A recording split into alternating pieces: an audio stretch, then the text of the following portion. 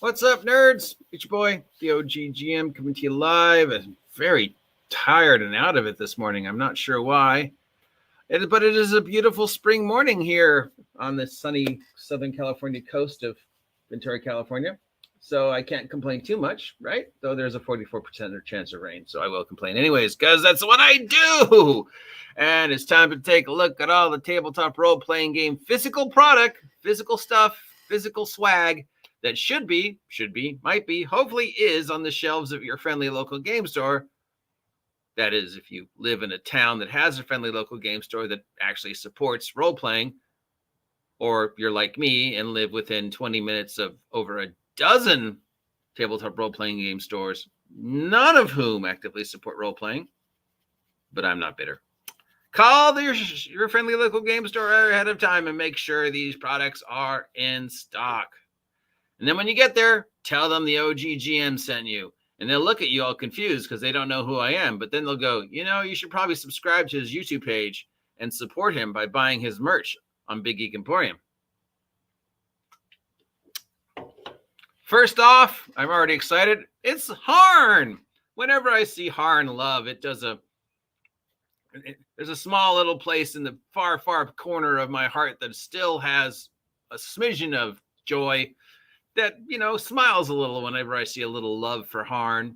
Harn is definitely the great tabletop role-playing game campaign setting that, was the dark horse. But it was always there, always putting stuff out. It's always publishing good stuff. So, yay, Harn. So, from Columbia Games, we have the Kingdom of Candy. Candy? Really? There's a kingdom called Candy in Harn. Did you intentionally name your kingdom Candy, or is this accidental and you didn't realize it was Candy until after you printed it? And then you're like, oh, God damn it. 35 some odd years of people is taking us seriously. And then we released the Kingdom of Candy. Do I have to go through the Licorice Road and walk through the Gumdrop Forest to rescue the princess from the gingerbread man? Anyways, this is $40 for the Candyland, and you get court intrigue and political maps and all the stuff, all the juicy, crunchy, historic fantasy stuff that makes Harn so amazing. And on the cover, we've got this guy who apparently killed this woman's husband or father, and she's all like, what did you do? And he's like, sorry, I had to jump ahead to Licorice Lane because you named it Candyland. Did you name it intentionally on Candyland and figure, oh, nobody would get it? The Kingdom of Candy, Kanday? Or was it a completely accidental and then you published it and now you're going, oh, God damn it. We named our first product, we named the product Candyland. Because either way, awesome. It's just awesome, guys. Awesome. All right, from Catalyst, we've got some stuff for Shadowrun, 6th World, 6th edition, post-fall of Seattle. Woo, that is a long name for an edition setting. But okay, we got some stuff for Shadowrun, the current setting. We're not going to try and even explain what's going on in Shadowrun because I don't even know. But these are decks.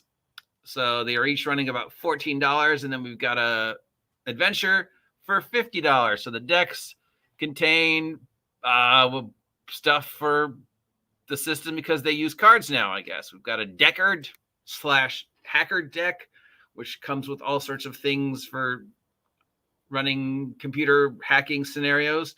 And then we've got something called the Rogues lineup, which contains a whole bunch of stuff for the Rogue class or NPC class in the world of Shadowrun. And then we have an adventure called the Astral Ways, which is basically, looks like it's Spelljammer, but for Shadowrun. It explores the different universes and planes and elemental things for Shadowrun. Because, yeah. So if you are a fan of the current incarnation of Shadowrun and are looking for ways to expand your Shadowrun world with these cards and an adventure, normally I like the cards, right? We know I love the cards. So anytime the cards are out and allow you to cycle through the game faster, and the physical product that is the cards, they make a great prop. They're easy to carry around. If you hand a player a card and say, you find this, and then they come back a week later and they go, I lost the card. you look at them and go, well, then you lost the item, didn't you? Next up, we have what looks like some folders. Anyways, this comes from a company called Cool Mini or Not, which of course spells come on, CMON.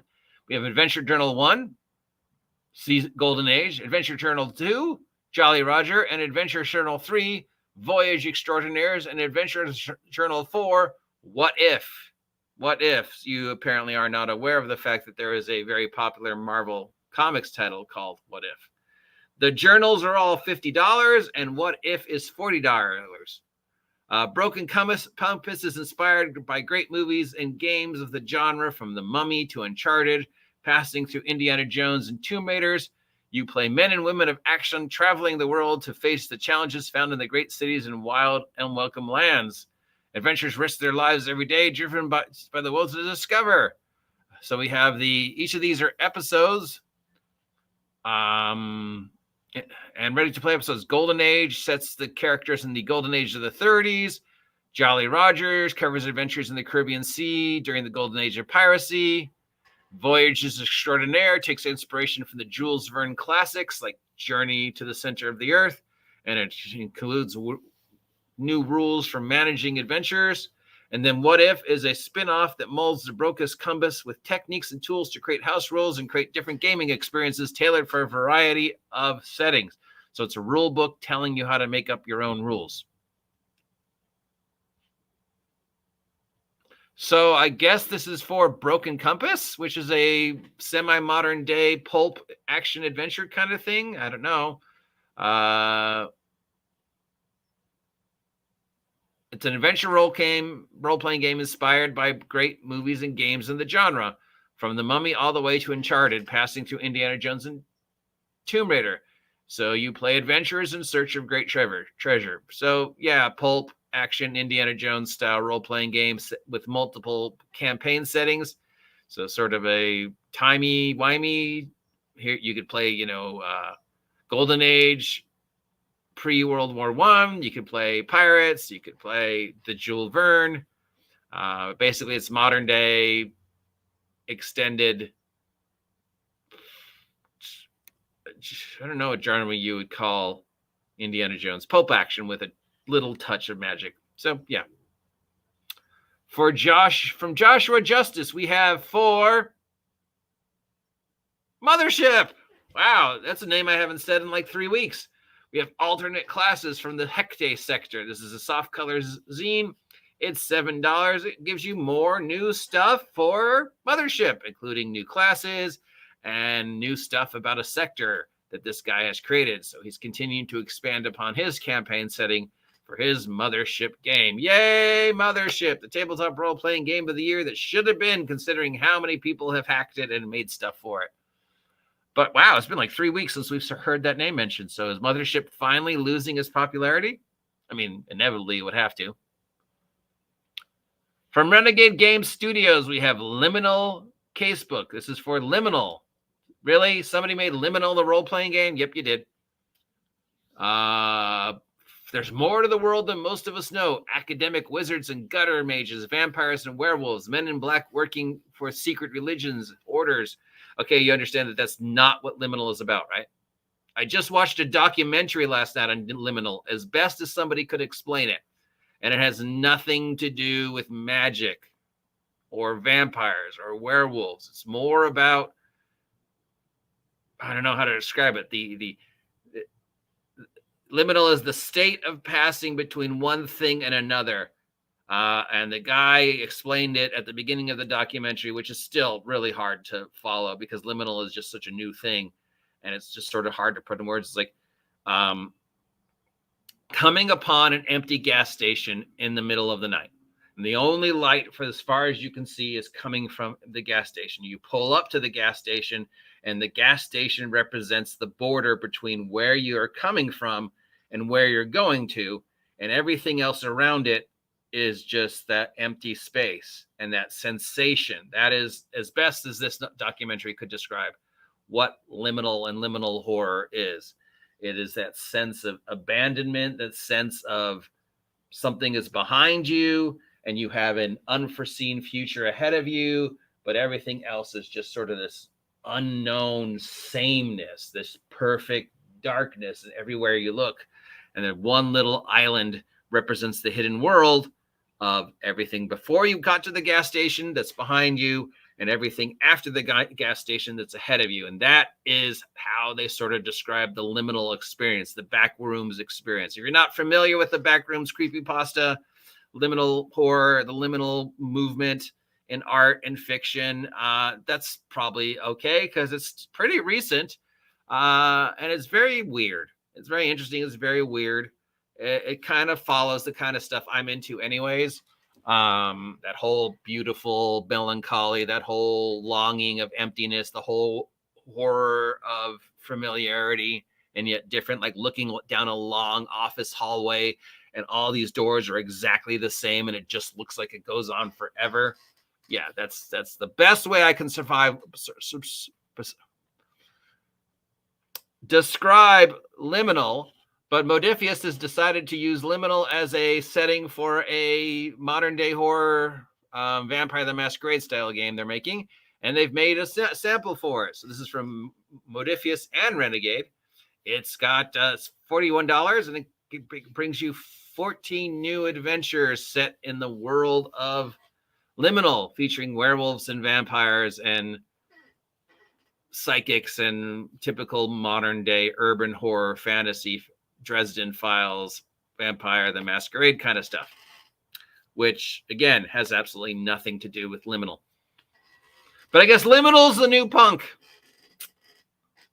So soon we will see fantasy liminal, dungeon liminal, super liminal, space liminal, arcane liminal, cyber liminal. Liminal is the new punk. And I hate you all for stealing that word too. From 23rd Century Productions, we have Full Armored, the Battlelords Gear Manual for Battlelords of the 23rd Century. This is a hardcover supplement for $50, featuring a whole bunch of new stuff for your armored suits in the world of Battlelords. $50. From Com Martin, we have Other Summers. This is for the Two Summers role-playing game. It's $15. It's a darker version of the game and short adventure set in the world of Two Summers. Now I got to look up Two Summers.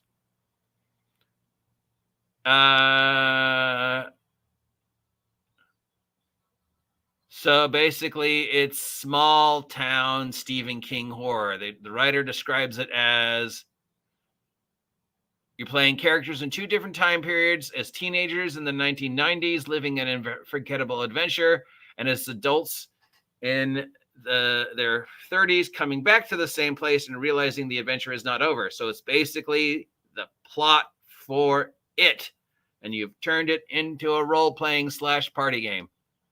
And then you've made supplements for other horrible things that might have happened in other people's summers besides it. So Stephen King meets Tales from the Loop meets it.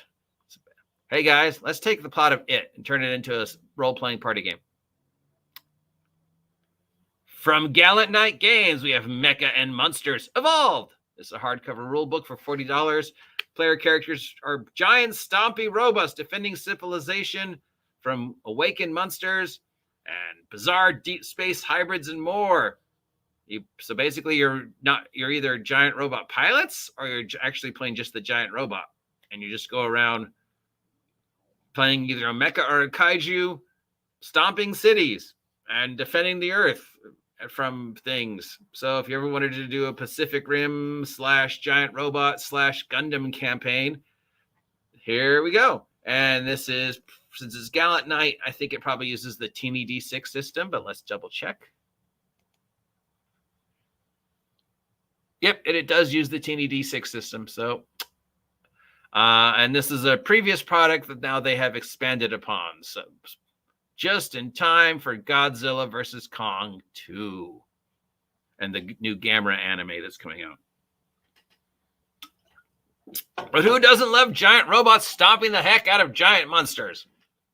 $40 is a little pricey, but I like giant robots beating the crap out of giant monsters. All right, so my recommendation for this week is, well, it's got to be Kingdom of Candy. It's got to be Kingdom of Candy. Whether it was intentional or not, Harn has now made Candyland as an adventure setting for the world of Harn. So 35 years of taking it as the serious, crunchy alternative to D&D out the window, because you now have the Kingdom of Candy as one of your campaign settings. Maybe it wasn't intentional. Maybe it wasn't. If it wasn't, I feel so bad for the guy who's just taken it to print, sent it out into the world, and now realizes that they made the Kingdom of Candy. And he's going, oh, Jesus, we didn't, did we? And the other guy's going, oh, crap. We made Candyland, dude. But if it was intentional, run with it. Run with it, guys. Run with it. See how far you can go with it. Either way, that's probably my recommendation. And hey, you got a free lesson on what liminal means out of this. So never say I don't educate you, Marks. Anyways, that's it for all the tabletop role-playing game physical product that's out this week. It took 16 minutes because I got off on that tangent about liminal. If you appreciate this content, let me know. If you don't appreciate this content, let me know. If you're interested in finding out more about liminal, there's already a couple documentaries up on YouTube trying to explain it and not doing as best a job as you can. And maybe it's a topic we'll talk about some more if you guys want to or not. I don't know. Let me know. Remember, this is your guys' channel as much as mine, so let me know what you want to talk about. Till next time, I've been the OGGM. Please like, please share, please subscribe, please support me by buying my merch. Links down below. I will talk to you later. Apparently, I have to go to the store and pick up a prescription.